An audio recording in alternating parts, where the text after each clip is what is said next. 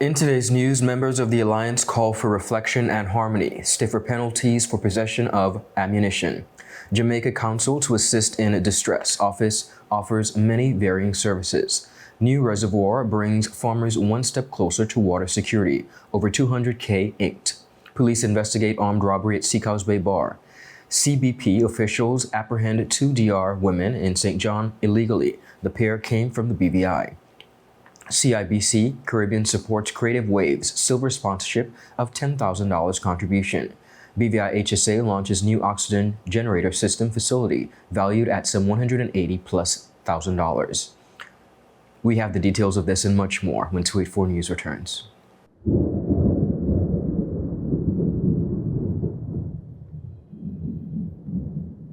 And now it's time for your daily updates on this year's Atlantic hurricane season. Meteorologists say that surface temperatures may be a Gather contributor. around. It's important we stay informed about the storm approaching.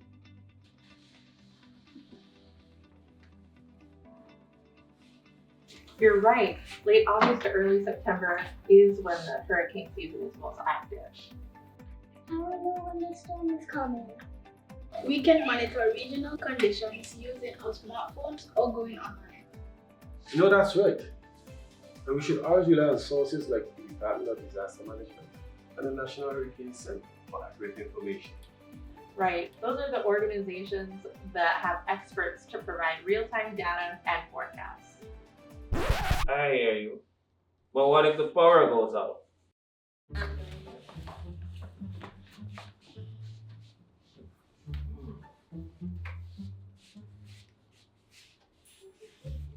This battery radio even works without power. I just downloaded the new DDM app. It will send us updates and alerts. Excellent. Remember, staying informed is our first line of defense. Let's make sure we're ready for anything. Stay informed, stay connected, and stay prepared. Because when you're armed with information, you can weather any storm that comes your way. A message from the Department of Disaster Management and 284 Media. Hello everyone and welcome to this edition of 284 News. It is Wednesday, May 14th, 2025. I'm Ron Grant, bringing you the very latest out of Tortola in the Virgin Islands. Thank you so much for joining us and happy Wednesday's wish to all. Beginning our newscast on the local scene, members of the Alliance have issued a call for collective reflection and harmony within the Virgin Islands, particularly in face of rising gun violence. Their statement comes as Nyron Erickson, BVI's most recent murder victim, was gunned down in broad daylight on Saturday, May 10th, 2025.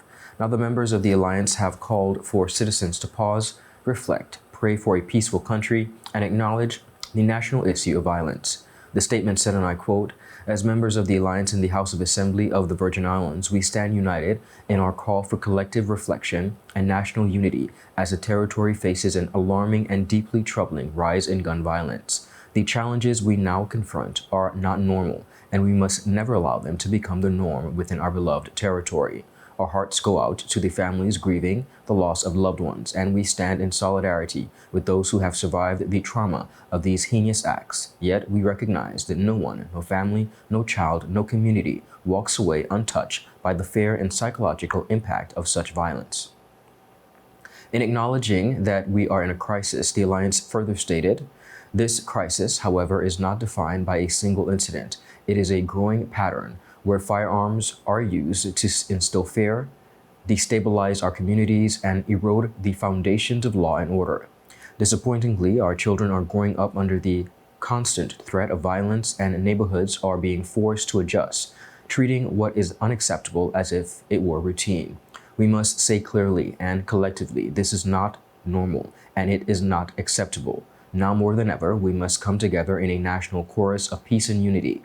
This must be the refrain echoed in every home and every community across the Virgin Islands. We must all raise our voices and act with urgency to end gun violence once and for all." The Alliance further called for a renewed approach to remedying these violent acts, stating, and I quote, "To this end, the Alliance renews its call for the immediate development and implementation of a national crime reduction strategy. This strategy must be coordinated and comprehensive, a plan led by the government and supported by various stakeholders. It must balance law enforcement with robust social support, economic opportunities, and sustainable community-based intervention. They further stated, in order to effectively impact change, the Alliance is calling for legislative amendments. We must, they say, make an urgent call for legislative amendments concerning the possession of ammunition and explosives. While the possession of a firearm currently carries a mandatory minimum sentence of 5 years imprisonment, possession of ammunition or explosive carries a far less penalty, that is $500 fine or 6 months imprisonment. This inconsistency cannot continue, they said. It is not logical to assume that an individual in possession of ammunition or explosives has no access to a firearm. We therefore call for the penalty for possession of ammunition and explosives to be brought in line with the firearm possession, including a mandatory minimum sentence of 5 years imprisonment. As citizens of this territory, they said, we refuse to accept a future where parents are afraid to let their children play outside or where families live in fear of preventable acts of violence. As lawmakers, we will continue to advocate for meaningful investment in youth outreach development programs, trauma support for survivors with a focus on healing rather than neglect, proactive accountability measures to prevent violence before it occurs, significant crime-fighting initiatives, and the resources to support them. Jamaica's Consul General in the territory, Mr. Paul Dennis Casey, says his office would serve the Jamaican community in many respects. Dennis made the disclosure while paying a recent courtesy call to Premier Dr. the Honorable Natalia D. Wheatley. Now, this marks the first formal appointment of a Jamaican honorary consul in the Virgin Islands. Now, during a recent interview with the Director of Communications, Ms. Carrie Christopher, Dennis said his office would be taking steps to protect the interest of the Jamaican nationals living here. So it will range from routine matters such as assisting Jamaicans with renewal of their passports, assisting them with obtaining emergency travel certificates where that is necessary, and even assisting in circumstances where members of the Jamaican diaspora here may find themselves in situations of distress. And a typical case in point,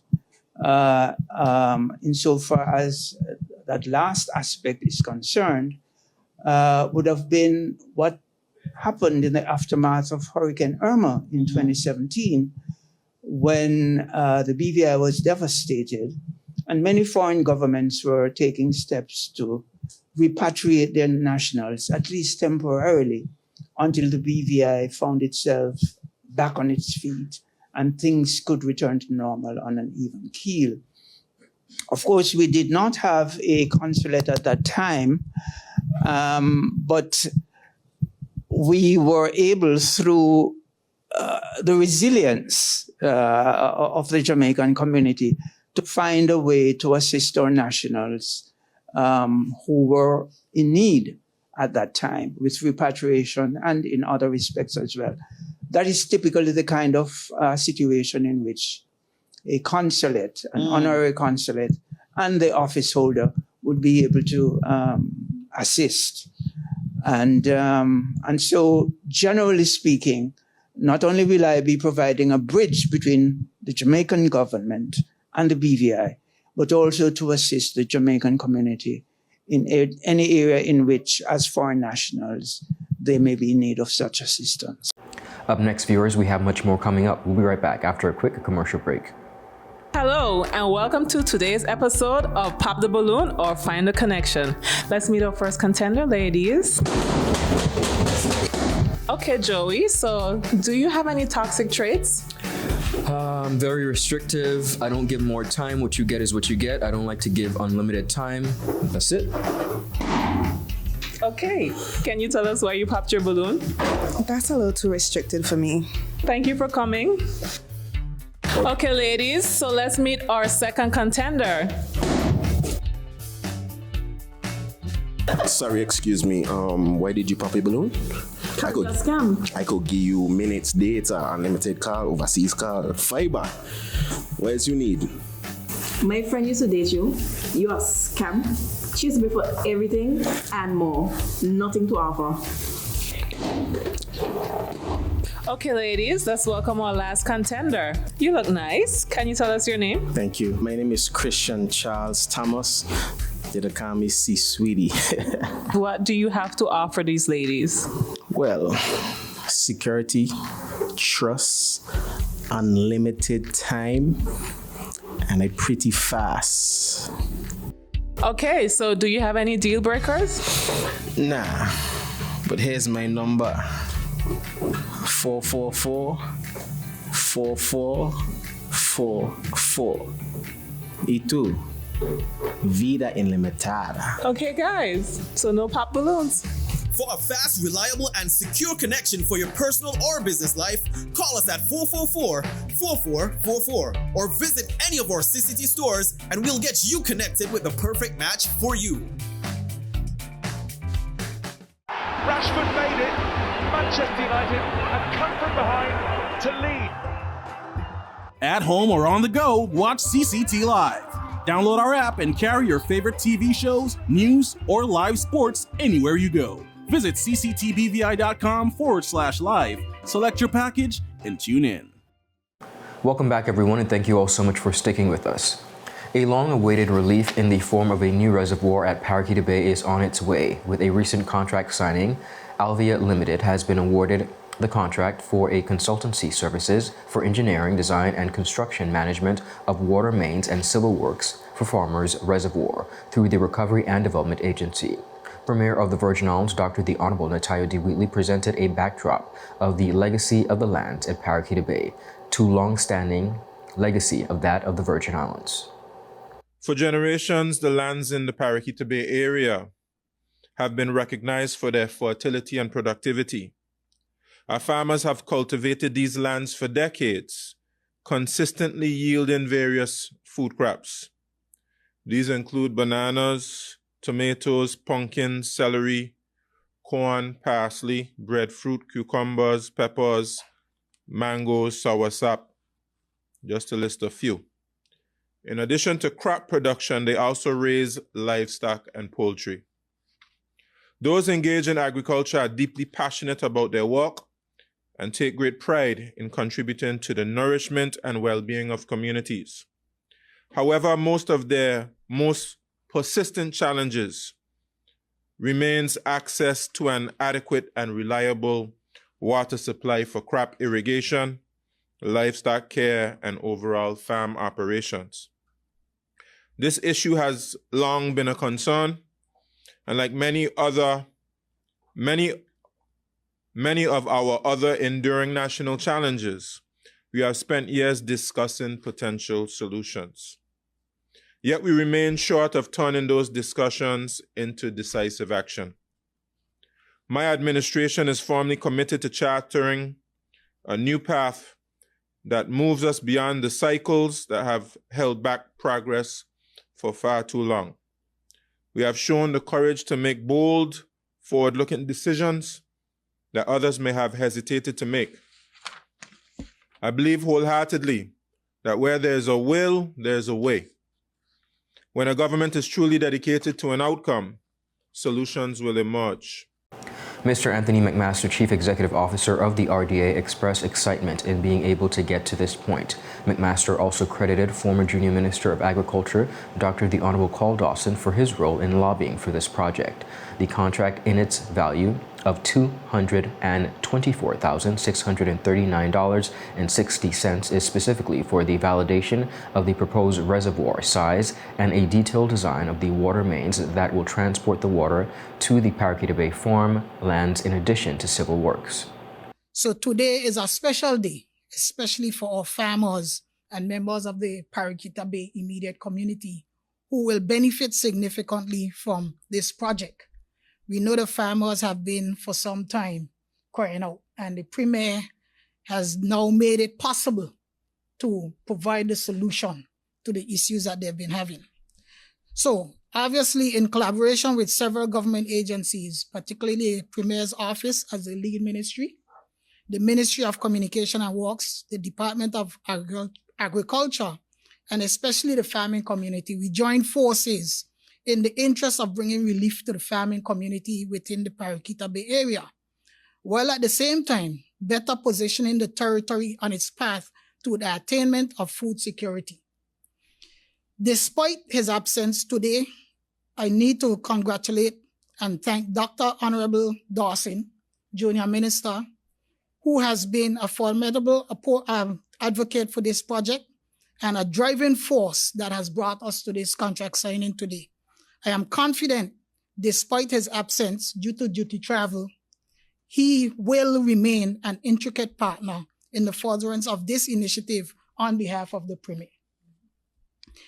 In a few minutes, we are going to sign a contract with Alvear Limited for consultancy services for the engineering, design, and construction management of water mains and civil works for the Farmers Reservoir in the amount of $224,639.60, specifically for the validation of the proposed reservoir size, a detailed design of the water mains that will transport the water to the Paraquita Bay farmlands, in addition to the civil works.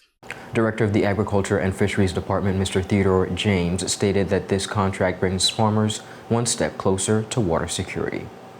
I'll say this in a few steps.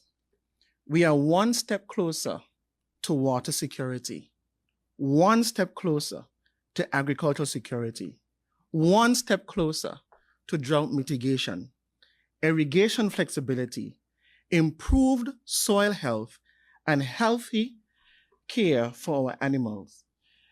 Without water, there can be no agriculture. And I want to thank everyone for again being here. I want to thank the Premier and the government for their step towards ensuring that our farmers in Paraquita Bay are going to be equipped.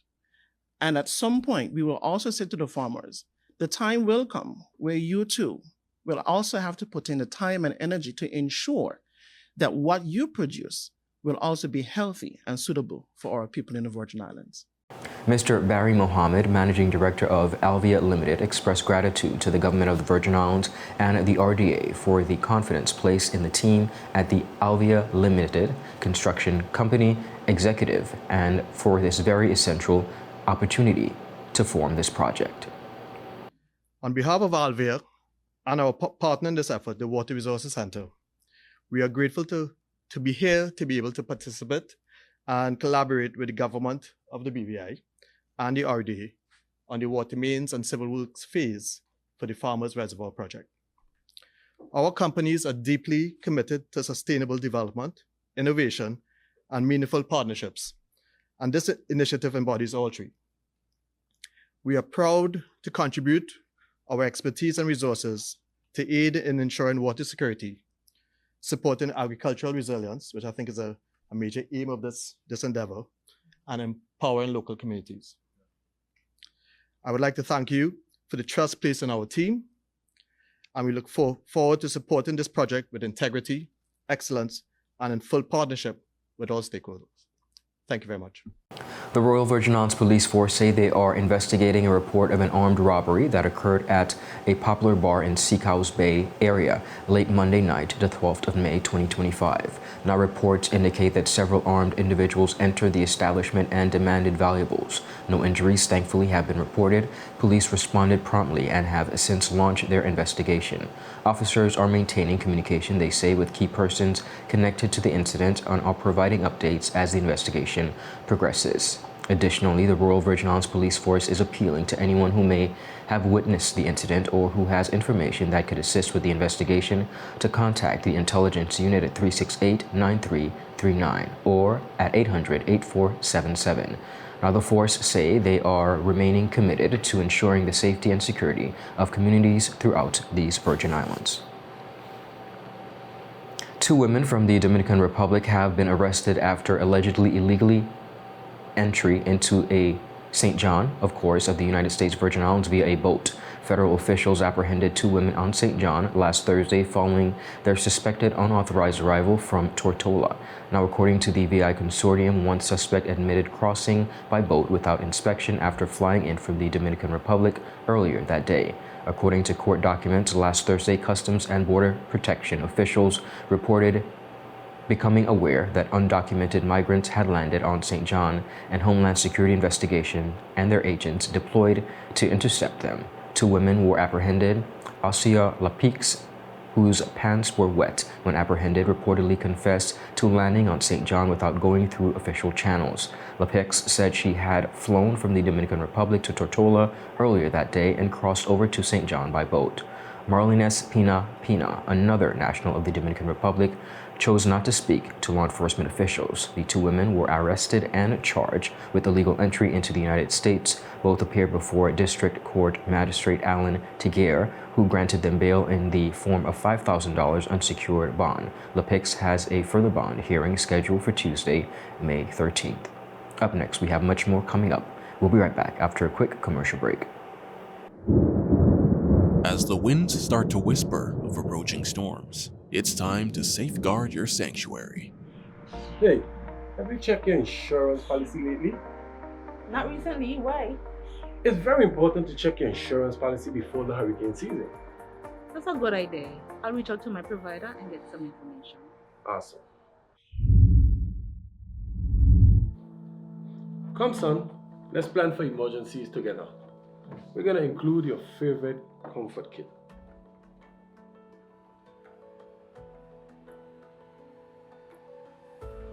Thanks, Dad. That makes me feel safer. We're packing extra medications and extra batteries for your hearing aid. And by the way, don't forget my glasses. Okay, Pops. Alright, let me see.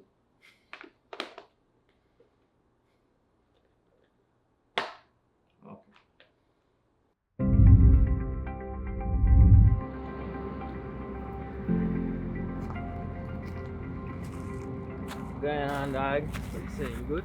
You got truck? How you on here doing? I hear trimming some of the branches to make sure they don't cause a frig when the storm come. Fair point. I gotta go clean out the gutter them down by me so nothing don't build up. You know how that could go sometimes. Makes sense. That sounds good. We gotta be prepared. Facts. Sometimes we get off track, but that's okay. Yeah.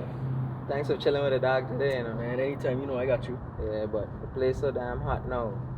And you know the old people them say when it's so hot, a storm somewhere out there coming. Listen, I rebuke that in the name of great God of the universe, okay? Let me move these stuff so they don't cause a problem. Alright, me want my neighbor window get knocked out at all, Mr. Remember, we're in this together. Reach out to your community, lend a hand, and shield each other from the storm's challenges. A message from the Department of Disaster Management and 284 Media.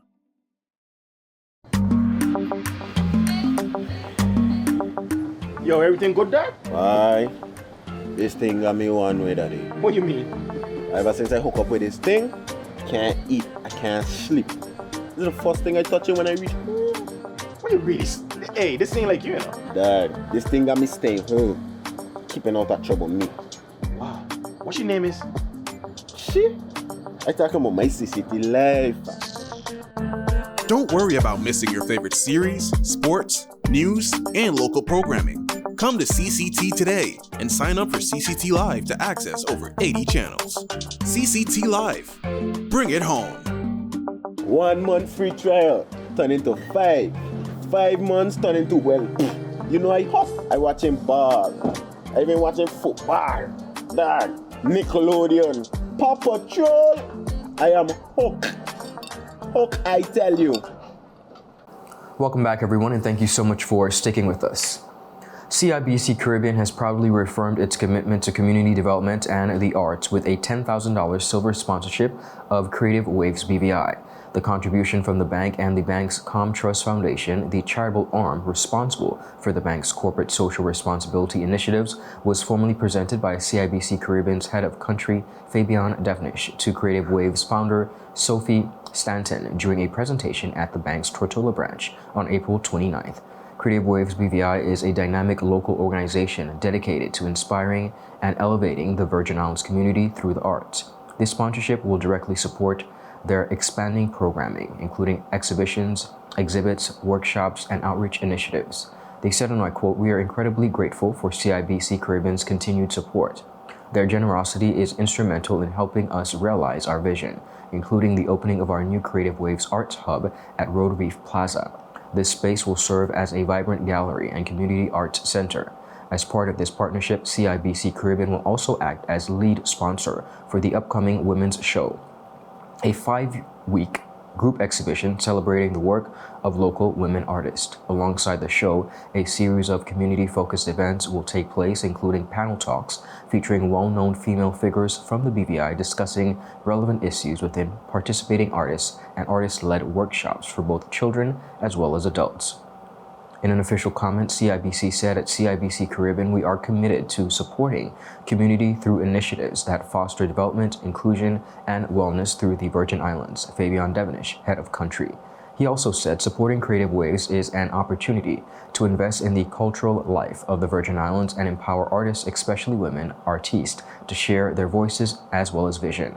Now, the bank's sponsorship will further support events like Performing Arts Festival on May 31st and the arts-based community engagement initiatives. 2 Sip and Paint for Cure events in June, led by artists from the Women's Show, will officially launch the 2025 CIBC Caribbean Walk for the Cure campaign, merging creative expression with cancer awareness and support. Now, viewers, for more information about Creative Waves BVI and upcoming events, you can do so by visiting creativewavesbvi.com. The British Virgin Islands Health Services Authority has taken a major step, they say, toward the enhancing of the territory's healthcare resilience with the signing of a contract for the construction of a dedicated oxygen generator system building within the Dr. D'Orlando Smith Hospital. The contract, valued at some $802,260.93, was officially executed on Thursday, May 8, 2025, between BVI HSA and local contractor Connect Enterprises Limited. The project was awarded following a formal selective procurement process in accordance with BVI HSA's procurement policies and will be managed by the Recovery and Development Construction Agency. The construction is expected to span approximately 75 days from start to works. On hand to witness the signing was the Minister for Health and Social Development, the Honorable Vincent O. Wheatley, who remarked, and I said, and I quote, I am happy to witness the first of a series of contracts aimed at upgrading and increasing the resilience of the Dr. D'Orlando Smith Hospital. This is an important investment, he said, in the infrastructure that supports the health and well-being of our people. Also present at the signing were Ms. Rhonda Williams, Director of Quality, BVI HSA, Mr. Sergio Dantas, Project Manager, Recovery and Development Agency, and Mr. Clive George, Director of Connect Enterprise Limited. The new facility will be a purpose-built to house bolt oxygen tanks and associated equipment in accordance with international safety and health standards for medical gas systems. It will enhance the territory's capacity to deliver consistent, high-quality patient care by reducing reliance on external oxygen supplies and strengthening the hospital's emergency response infrastructure. In an official comment, they said the construction of this oxygen generation facility is a strategic investment in our health infrastructure. That was Ms. Williams. She said, and I quote, also directly supporting our ability to respond to emergencies, reduce supply chain vulnerabilities, and provide consistent care to patients across the territory. Now, the scope of works include site preparation and foundational works, construction of a secure housing structure with proper ventilation and access control, installation of support infrastructure including pipe work, coordinates and electrical systems, compliance with fire safety, occupational health, and international medical gas standards. This program forms part of a broader strategic infrastructure enhancement initiative by the BVI HSA and the Ministry of Health and represents a tangible investment in the long-term resilience, safety, and sustainability of the territory's healthcare system. That is it for today's news roundup. Be sure to follow us for your daily news updates at Tweet4Media and tweet4media.com, as well as Tweet4Media on Instagram and X, formerly Twitter. I'm Ron Grant. Have a safe and enjoyable evening. Happy Wednesday. Goodbye.